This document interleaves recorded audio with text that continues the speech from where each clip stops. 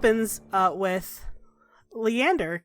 You're all parting ways, leaving after breakfast, and Leander comes up from behind you, Elian, and he says, "I do not speak Orlesian." Sorry, yeah, I know. It's, He has in his hands the Winter Sun present that you gave him, which is, why don't you describe it to us? Okay. It's a flip knife with a inlay handle. It's intricately inlaid, and engraved on the blade is a phrase, as Leander has said, in Orlesian. So it's a rough translation, but this means masks can't save your enemies. I'm not sure I understand. Well, in Orlais, a big part of the game is wearing a mask to hide your face, to obscure who you are or what you've done, or, to at least have deniability. And your enemies are less subtle about it, but they still hide behind a mask of respectability, legal excuses for what they've done. But you and I know who he really is, and he'll pay. For a long time, Leander kind of stares down at the knife, specifically at the inlay carving. And after a really long kind of agonizing silence, he says, "Elian, I don't think I can do this." Do what? You're very kind and very sweet. You write me songs and give me thoughtful gifts. You are clearly hoping for things out of this relationship that I am not capable of giving you. And every time I disappoint you, it hurts. Physically. It feels like there's a tear in my chest. This is not sustainable. I hear you. I do. But the thought of not even trying, it hurts me. He says, "Well, that is just something that we're going to have to live with, because I cannot keep this up. I cannot be what you need me to be. No one invests this kind of time and effort and emotional labor into a relationship because they don't need the same in kind. I am not enough for you, not what you deserve, not what you clearly need. I cannot be that person, not as I am." I think you are. "It's not about you." That just kind of crushes him. He doesn't know how to respond to that. He says, "I apologize for hurting you, but I do not think I can do this anymore."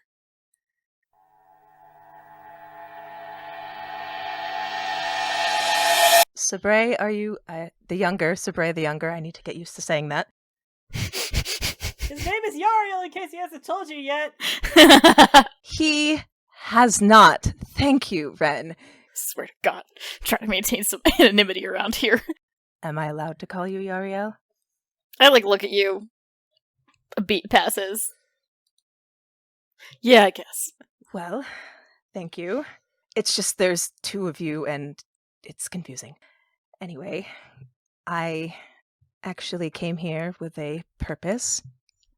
I just wanted to know if the Arishok's visit helped your brother. I kind of tilt my head at you. Ren is still in the room, technically. And then I look over at Ren and I'm like, "Do you feel better?" He's eating breakfast in bed. He's like, "What with what?" He seems better, probably. I mean, you see, he's rude like always, but that's always, he's much ruder than normal, so I think he's getting back to normal. I sort of giggle silently, but I'm trying not to. They seemed close. I was surprised to hear him call Ren Kadan. It is not a term Kanara use with outsiders. Oh, is that what that is? I've never really heard that before. I look at Ren. I'm like, you gonna hop in here, buddy? You're just gonna eat breakfast really noisily by yourself? Look, it's all over yourself. It's disgusting. It says Kadan means like the center of your chest, right? Like your heart or something? Yes, your heart. Yeah. Sten's a big sweetie. You wouldn't know it from looking at him. He's really nice, though. He's 8 feet tall. 8 feet of sweetheart. Kunori are very tall and not typically described with the word sweetheart. Apparently my brother likes him. Yes, it seems mutual, and I am confused. Oh, me too. Yeah, I feel a little bit jealous, to be honest. Jealous of Ren? Look at him. He's sitting there and he is like dropping food on himself a little bit. He's got like a piece of toast upside down in his lap. Not just of Ren, but of you and Ren as well. Kenari don't have families. You see, the Tamasran choose who mates and when. Everything has its place, and I don't know, seeing how you are now with your brother, that you have a brother. I didn't have a family for a long time. I know, but you seem happy now. I think that like startles him a little bit. He looks over at Ren and back at you and says, "Yeah, I guess so. I haven't really been happy in a while. It just sort of fades into the background after a certain point, but it's something else to have family." And I like punch Ren in the shoulder. Ren's like, ow. Hey, you said your name was Cassandra, right? Yes? Do you want like 2 brothers, like right now? I'll give you this one for free. Hey! Listen, siblinghood among the Dalish is a little bit complicated because there are a lot of half-brothers and half-sisters. Technically, we're only half-brothers, but that's never made a single bit of difference to us. We're still brothers. And he says, and a lot of times, we just refer to each other as Lethalon, which just is a blanket term for, like, a friend that you care about deeply, or even a clanmate. And he says, and we don't really have a clan anymore, so I guess we can, like, start a new one or something, and I don't know. What I'm trying to get at is, hey, if you want a brother, we've got 2 right here. You can join in on this party. I tilted my head at him like he's insane. Well, I guess we don't have a clan. I turn back to Kasana. I'm like, well, you want to be a Sabre? I just sort of look between the two of you and sort of blink and was like, a clan. I have never had even close friends before now, much less family, to have a clan. Normally the mages in the clan are like the leaders, but I don't know, it seems kind of like a bad move in your case. Yeah, that also confuses Cassandra. It's yeah, normally there's offhand comment yeah, normally we put our mages in charge. She's like, I'm sorry, what? Oh yeah, mages are trained as firsts and seconds, and then they eventually take over as the keeper of the clan. Our last one did kill the entire clan, though, so I think maybe we could lay off that for a bit. Maybe we should have new rules for a clan then, to start our own type? Sounds good. We can take you to the Arlithfed. Might stand out a little bit, but you know. I'm looking excited now. I think mostly because I wanted people around me at the Arlithfed. Would they even let me in? I'm not Dalish, very clearly. Okay, so this is an out-of-character explanation as much as an in-character explanation. Being a non-elf at the Arlithfed is kind of like being the only white person at a party in a black neighborhood. You can go, you can have fun, but you gotta be cool about it. You can't cause too much of a scene. You can't be too white about it. Just mind your business. Sabre can go in there and get really drunk and set things on fire, but you can't do that. Right. I just look at Yari and I'm like, that sounds nice. It's very kind of you to extend the invitation and to even consider adding me to your clan, this clan. He says we're not really a clan, but whatever. Okay, that's all I wanted to know. And also, I'm going to have to figure out, I have family now. I mean, the Arashok. That's excellent. And I pat you on the back. He says, don't worry about Sten. Sten's, he's the good sort. He'll take care of you if you let him. Okay. I just don't know how to reconcile my idea of the Arashok and family. I mean, if it helps, I could tell you some stories about when we were traveling together. I turn very slowly. Yeah, I'm just looking at him. You don't like my stories, Lethalon. I do look at Ren and get these really big sparkly eyes yes, I would love to hear stories about him. He says, all right, well, He finishes off his bite of breakfast. He says, I can tell you about that time you went with me to the Temple of Sacred Ashes. Nearly destroyed the Sacred Ashes of Andraste. What?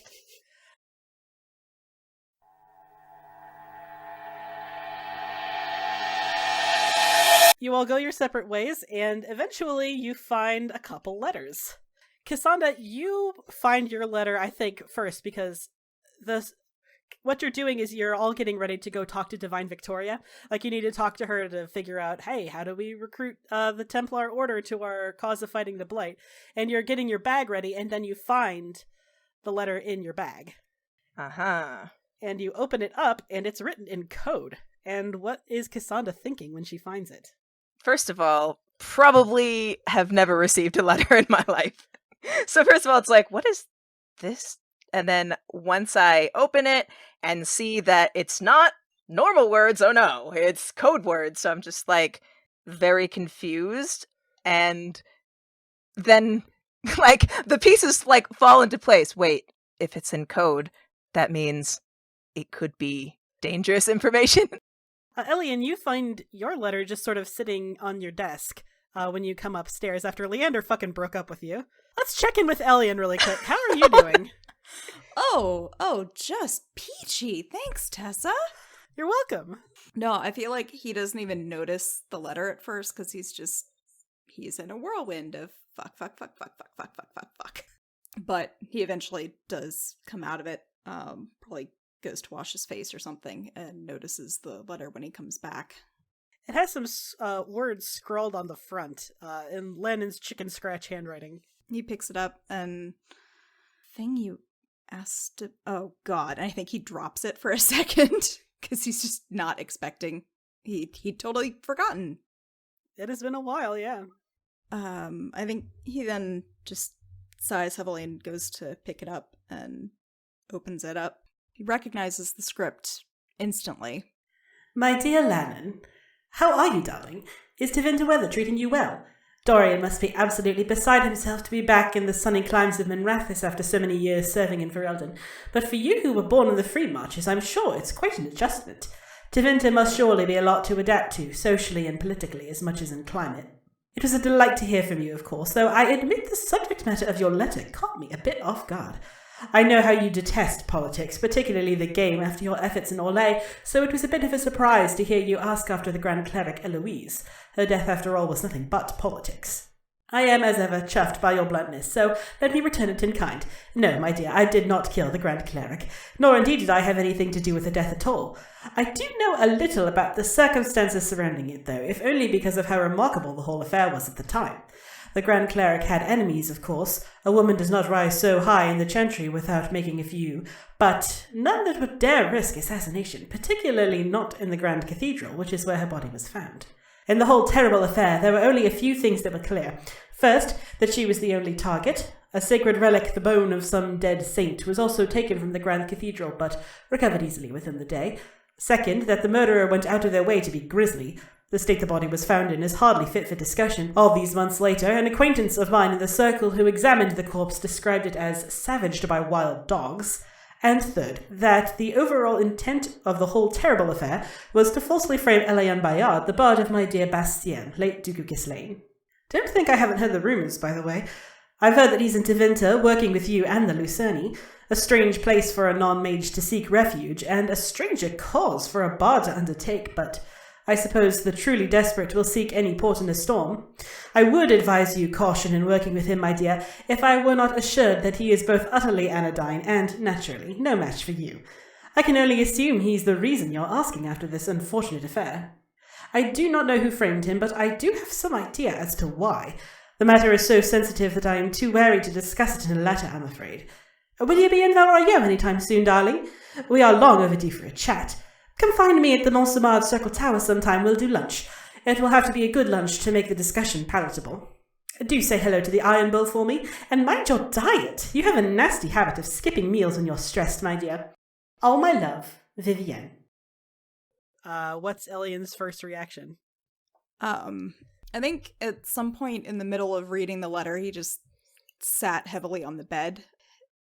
There's no way that, like, he can't wrap his head around it. if it wasn't her, then who could it have been?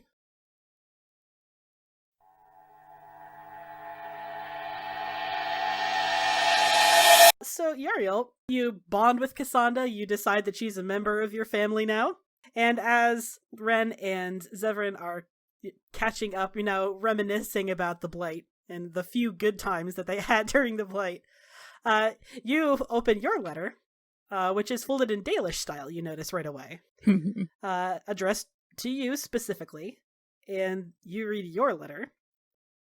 To Yariel of Sabre clan. Andara Natishan Dalen.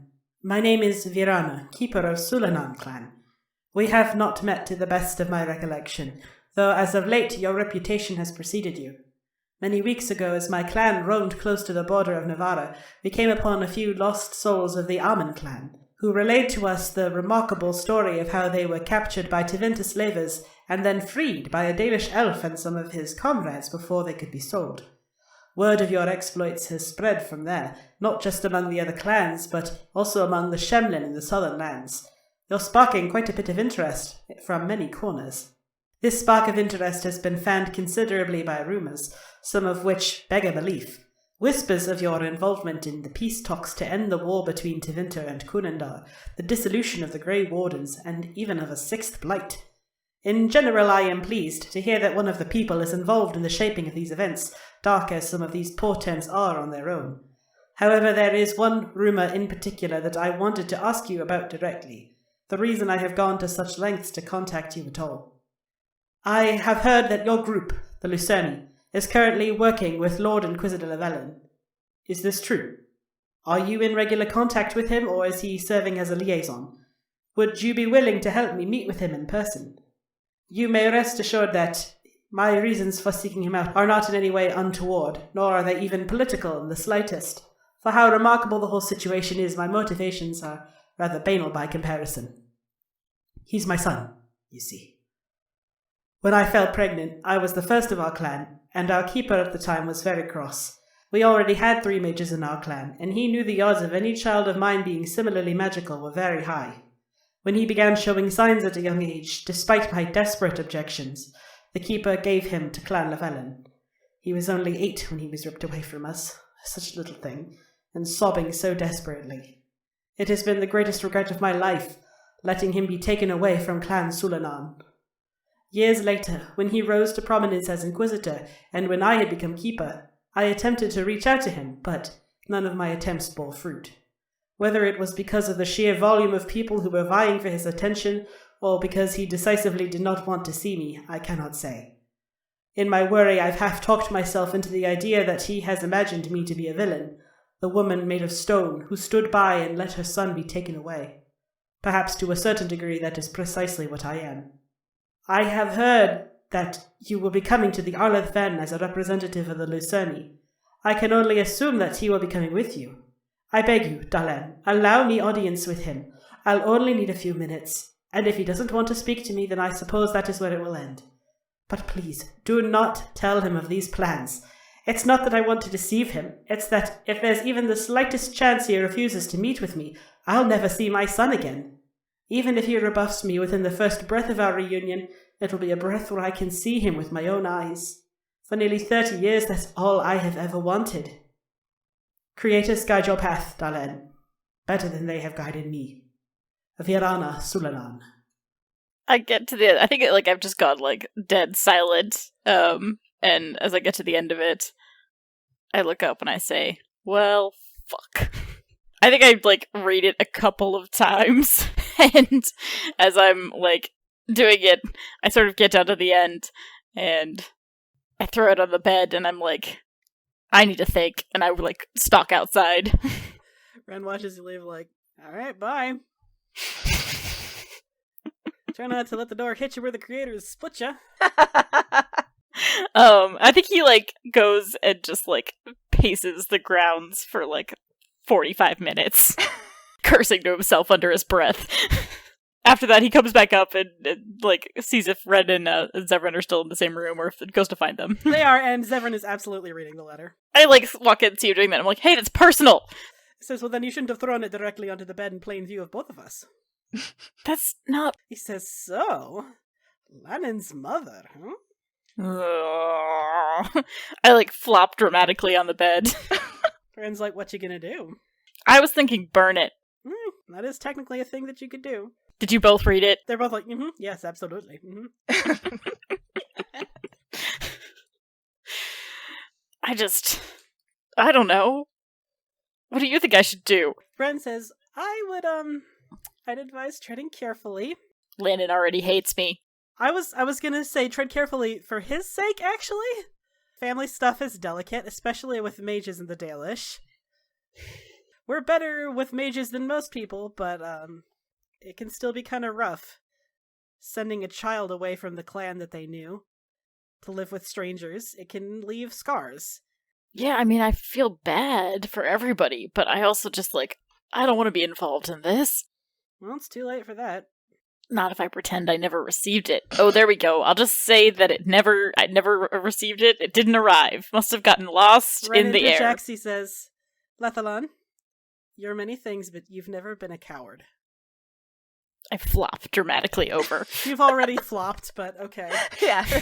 Get up just to flop again. Who's the overdramatic one? Well, I can't ambush him at the Arlfen. He already hates me. He's gonna hate me even more if I do that. Ren sort of shrugs. You know him better. Ugh. I don't know. I have to go think about it. I grab the letter and I'm like, don't go through my things while I'm gone. And I go outside again. Severn's like, we should probably tell him we've already gone through most of his stuff. Oh, Jesus.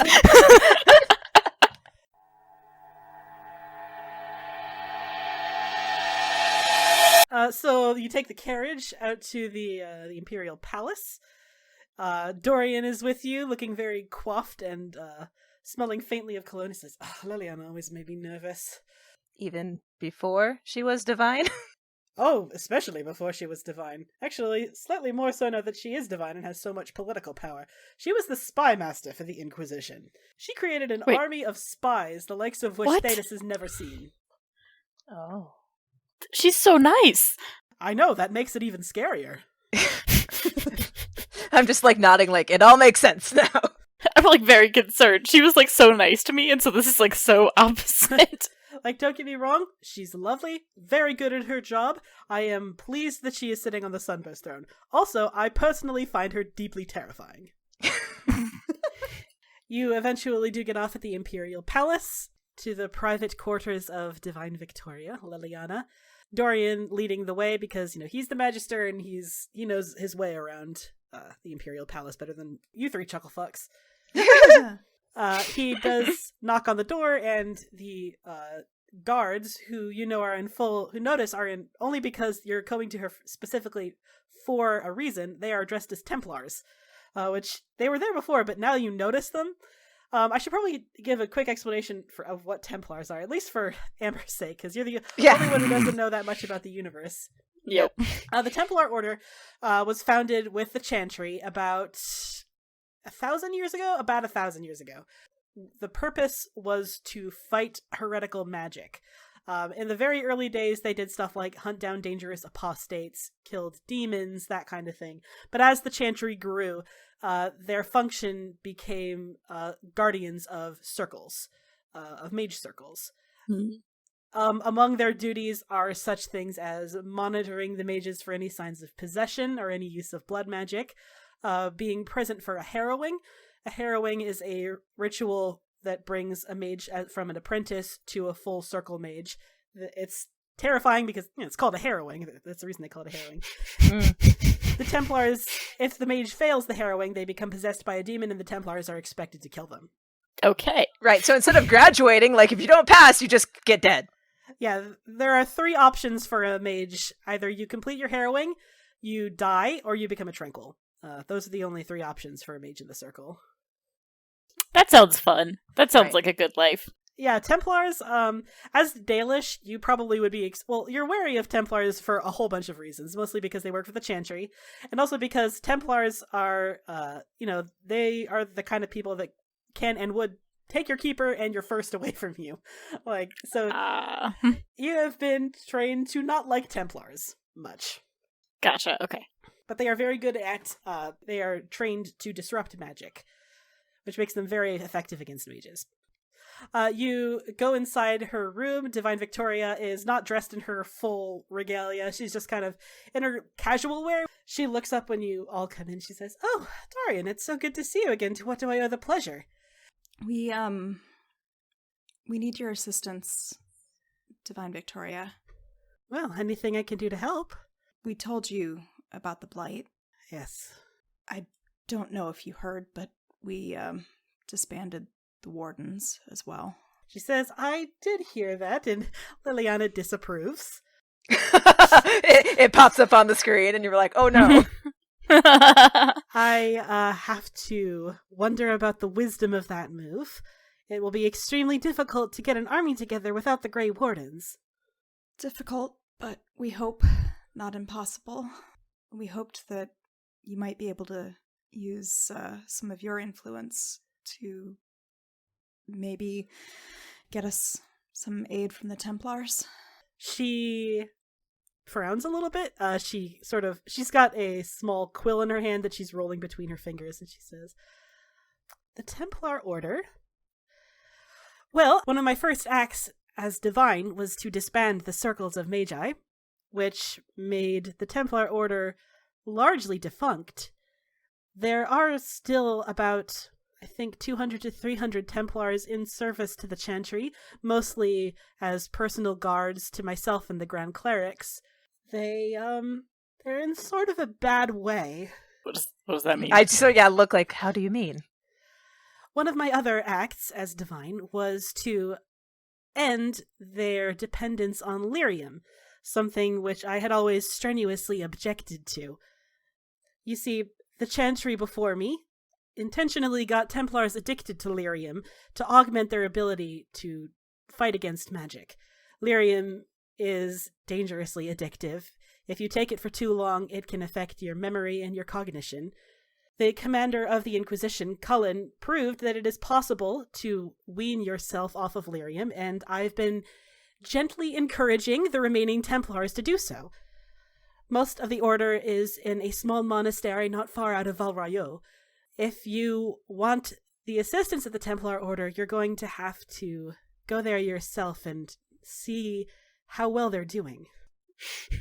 Subquest 1. She says, to be clear, if they agree to help you, I, of course, will allow them to fight on your behalf. I'm just not sure they'll be up to it.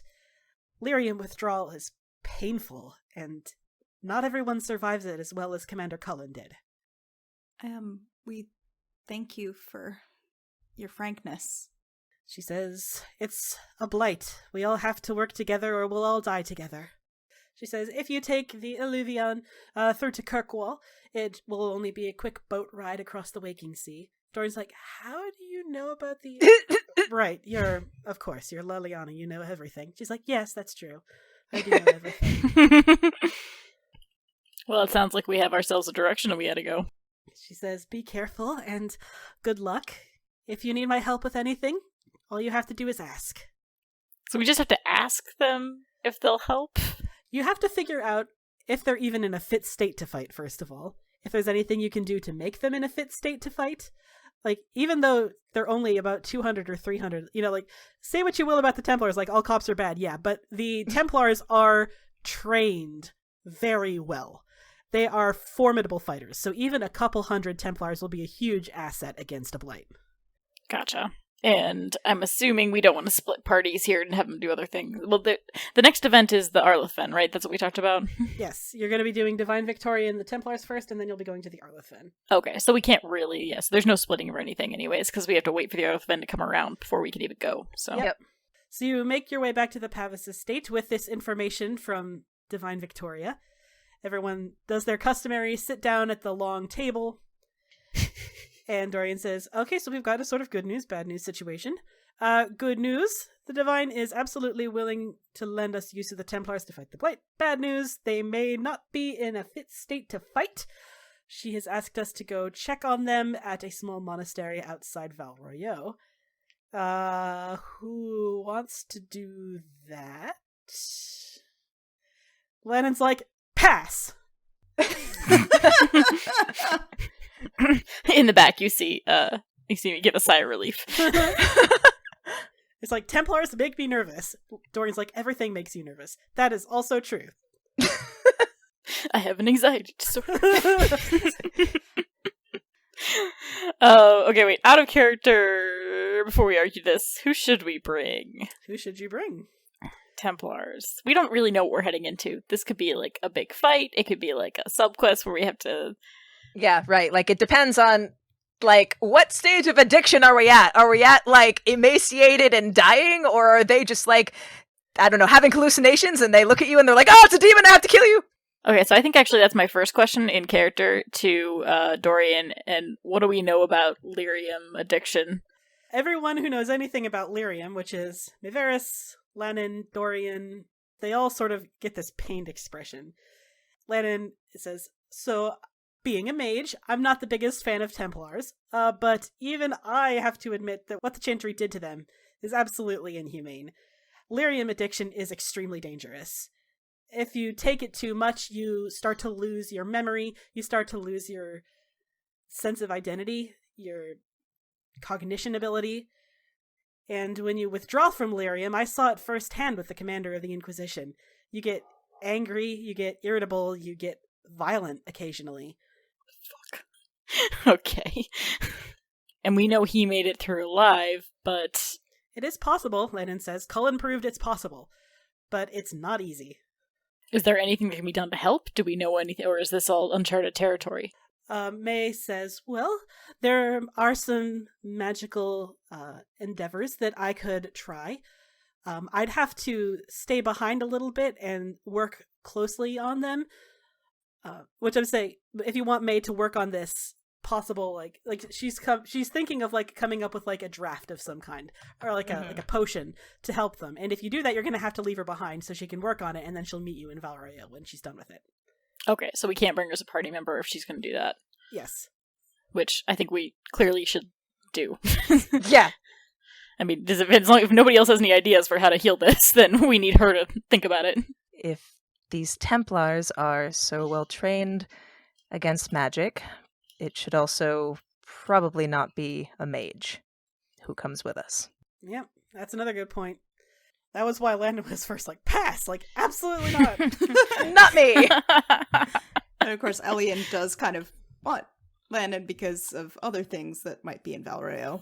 He will tell you personally, like, every time I get within 50 feet of a Templar, I worry that I'm just gonna pass out and wake up in a circle somewhere. So, no, absolutely not. I'm not going anywhere near the Templars. I nod in mage sympathy. Okay, so if May thinks she's willing to work out a potion, and so there's no mages, so that leaves us with what? We've got... Talgan, who's good at smashing. I do like Talgan. I'm a big fan of Talgan. You haven't used him in a while. Fenris has a special resistance to lyrium. Oh, that's right! I forgot about Fenris. He's branded with lyrium, so he might be a good option. Leander, being tranquil, also has a sort of resistance to lyrium. Yeah, because aren't tranquil used to, like, process it, or they were in circles and something? Tranquil are frequently used as enchanters, yes. Yeah. Because their lack of connection to the Fade gives them a resistance to lyrium. So that might be handy. Zevran, I mean, he'll go if you ask him to, but he doesn't have any special abilities against Templars. He doesn't know much about them. Also, somebody needs to stay with Ren, so... So that leaves Talgan, Leander, and Fenris, all of which are good. Like, dwarves also have they're not as resistant to lyrium as, like, a tranquil would be, for instance, but they are resistant to lyrium because, they're children of the stone. That's where lyrium comes from. Lyrium is mined. It's a mineral. Yeah, I am very pro-team either Talgan or Fenris. I totally forgot Fenris is still there. Okay, I guess Yariel's just gonna ask, like, the group and be like, well, who wants to go to Val Royale with us? Leander says, I have never been to Val Royale. Does that mean you want? I am incapable of wanting. Okay, yeah. I should have expected that. Fenris says, I wouldn't mind going to Val Royale. And Talgan says, it's kind of snobby, but I'll go if you need me. He looks at you, Elian. No offense. None taken. I'm also thinking maybe it's not a good idea to parade Fenris covered in lyrium in front of a bunch of Templars in withdrawal. Right, exactly. Yeah. That's what I was thinking too. I was like, that seems like an open threat. Okay, well, Leander it is. I like to clap Leander on the back. Leander says, very well. I will go pack my bag. Excellent. I'm excited. Are you excited? Never mind, don't answer that. I look at Elian like, are you okay? I'm fine. I'm fine. Now I'm looking at Ellie and like, what? Dorian's like, well, okay, I'll just... Everyone, that's a wrap. Let's go. Elian just kind of stares at the grain at the table. I haven't been back since I had to, since I was framed. It's complicated. Landon on this side says, do you want me to... I mean, I left you that letter. Do you want me to come with you? I'll go to Val Royeaux. I'm not going anywhere near the Templars, but I'll go to Val Royeaux. That's fine. Please, you know her better than I do. What is happening here? Yeah, I'm just like looking in confusion at everybody in this room. Yeah, I look at Yaria like, do you know what's happening here? I'm like shaking my head like, what? I think I look at the two of you and I'm like, would someone like to fill the rest of the party in? Landon's like, gotta go, and then he leaves. I was framed for murder of the Grand Cleric in Val Royeaux, and I thought it was Vivienne, was the mistress of my patron, and Lannon is a friend of hers, and he inquired about it, and she has some information. About how she framed you? No, she didn't frame me. I don't know who else could have done this. I hadn't made any enemies of that sort in the game. It's just been a day. I'll be fine when we get on the road. Leander is standing up to leave, and he kind of hesitates. He almost puts a hand on your back, but thinks better of it and just leaves to go pack his bag. Ooh, good call. I'm like watching with confusion, and it's slowly, very slowly dawning on me. I'm like nudging Cassandra and being like, were they? No, that's not possible. Elian was sleeping with Lannon. Of course. You're not subtle, Sabre. Yes. And he broke it off, okay? Just drop it. So you're not sleeping with Lannon. That's exactly what's going through my head. I was never sleeping with Lannon. It was a ploy to make you jealous, you idiot. I didn't say you were sleeping. No one ever said that you were sleeping. It's fine.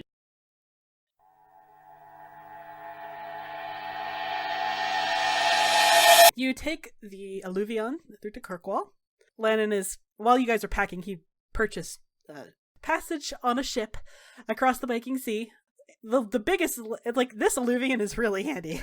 Because if you couldn't take an Alluvion to Kirkwall, that trip would go from, like, a day to, like, about a month. Ooh, yeah. Tevinter is a long way from Kirkwall, but he secures passage for you at the docks out of Kirkwall. In Kirkwall, the harbor is secured by these huge, like, building-sized chain nets. A relic from the days when Kirkwall was part of the Tevinter Imperium. At one point, every place on Thedas was part of the Tevinter Imperium. Kirkwall used to be a hotbed for the slave trade. They had a lot of very dangerous mines near Kirkwall that were really, really fit to be mined by slaves, by, expendable commodities. And slavery was a huge export. And as you are heading out to the harbor, you still see the giant bronze statues of these slaves, these chained slaves, most of them elves, looming down over the harbor, like in dark silhouette. And Lennon says, there were actually more statues before the Mage Rebellion, if you can believe it. Where did they put them all? Oh, they exploded. Good. Well, hate that's a them. good place to put them. So the passage across the Waking Sea is not so smooth. How is everyone on the sea? I'm wondering. I'm assuming that Dalish don't sail. No, not a whole lot. No. Great. I'm doing bad. I am very seasick. I spend most of the time throwing up. Oh no. Oh no. The last time Kaz was on a ship, she ended up as a slave. So it's not great memories, but, it's not like I can't. You took a boat from Parvalan to Saharan. That's true, yeah. I've been on more boats, so I'm like, I'm not sick, but I'm also just like, filled with existential dread. Yeah. What about you, Orlesian? I feel like that's a mixed bag, because, like, Val Royeaux is on the water, but at the same time, he's also not from Valrio. He is from a backwoods, stinky little town in the forests, in the mountains. That's true. I feel like he's not green, but he's not doing great either. Landon actually looks completely comfortable on the sea. He did a lot of traveling as the Inquisitor. Like, a lot of traveling. Oh no. And the Waking Sea is extremely choppy. The Waking Sea is frequently lashed by storms. So it's pretty bad. But the captain is used to that, and you all pull into Valrio without any problems. So Valrio is probably one of the most beautiful cities in Thedas. It's not the biggest. Minrathous makes Valrio look tiny in comparison, but Valrio is definitely more beautiful than Minrathous. You get from the ship onto a small gondola that takes you into the heart of the city, into the Summer Bazaar. And it is full of light and color and sound. The busy Summer Bazaar is full of people crisscrossing in every direction. And Lennon steps off, he looks up and around, and he says, "It's been a while. It's been a while since I've been to Valrio." I'm looking around and like, aw, like, it's very pretty. You know, for a Shem city. Yeah. I'm just like looking around and like stunned, like there is so much color here, and I'm just like, wow, it is very a lot. It is very a lot. That's true.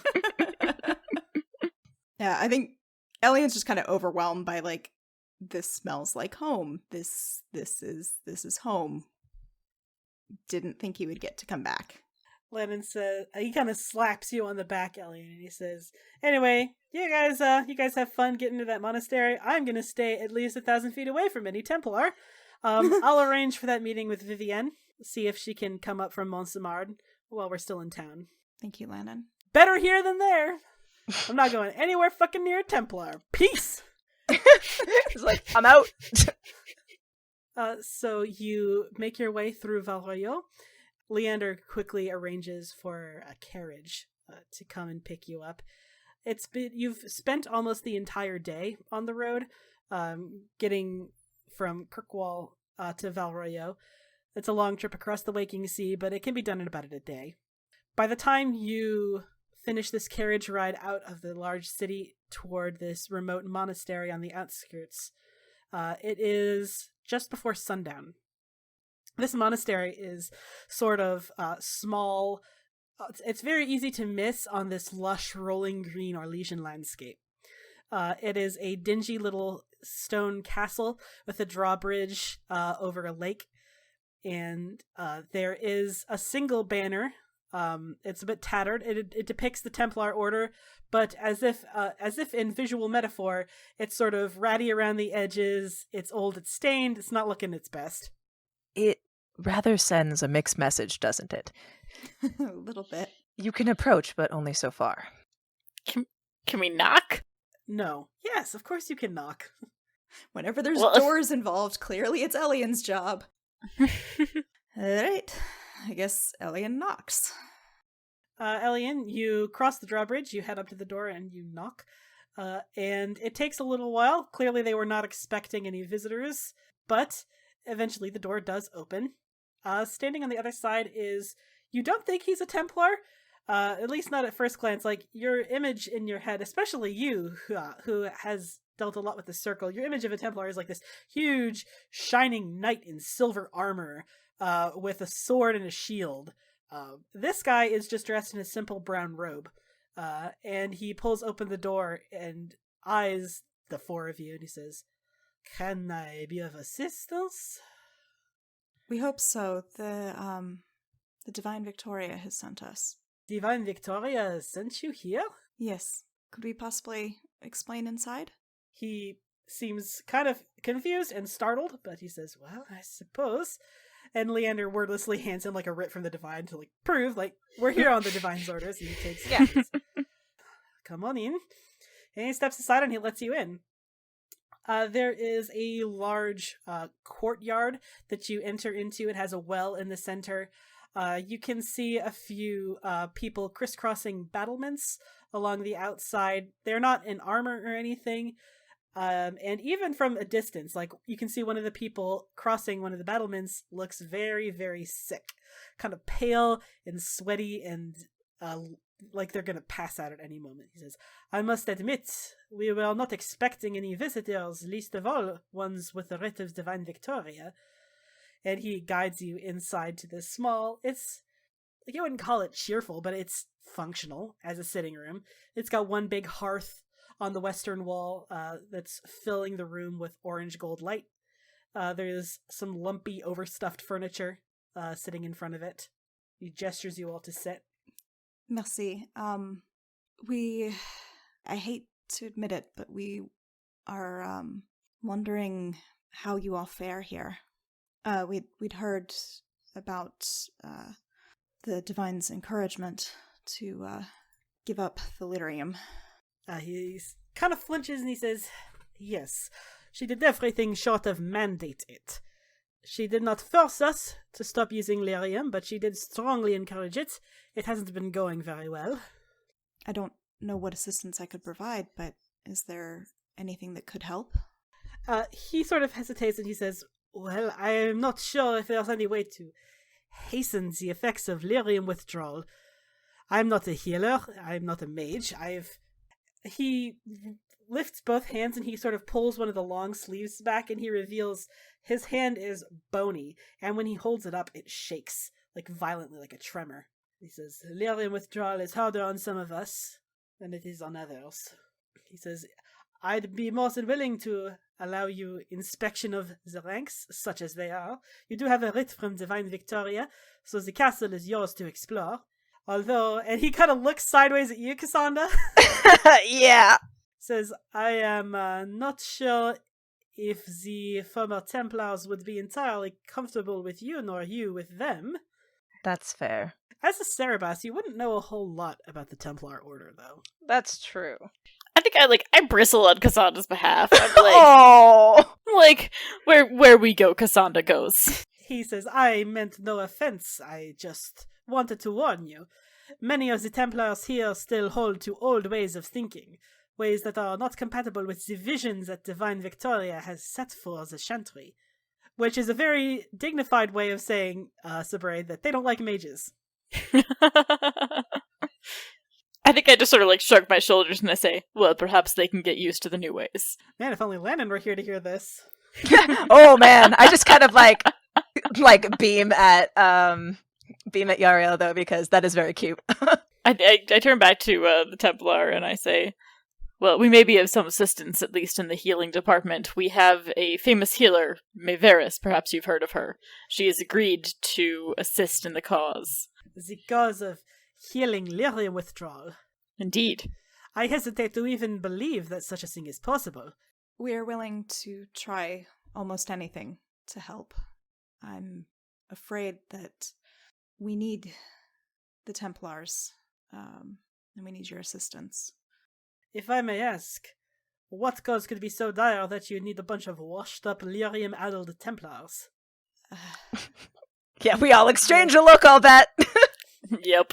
All look at each other like, oh boy. Who's gonna tell him? I'm afraid we're in the middle of another blight. We can use as many hands as we can get.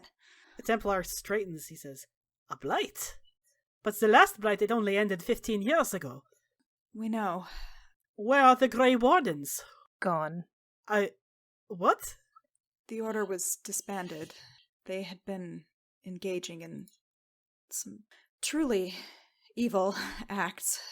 Blood magic. Terrible, terrible things. The Templar stares at you. That's a lot of... that's like big ask for someone to believe the Grey Wardens, heroes to most people, would A, be disbanded, B, do something like that in the first place. I know how it sounds. I do. But the Divine understood, and the Divine believes us. Do you doubt her? He is silent for a really long time, and then he says, as a Templar, it is not my place to question orders that come straight from the Divine. He says, I'm just not sure how much use we will be to you. The Templar Order is a shell of what it once was.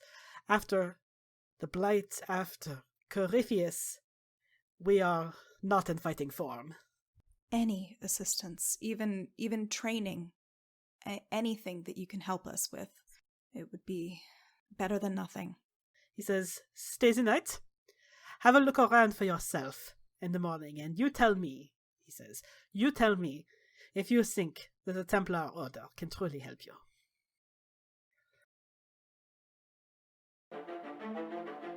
Hey friends, Tessa here. If you're desperate to hear the next episode, chances are good that you can by joining our Discord server.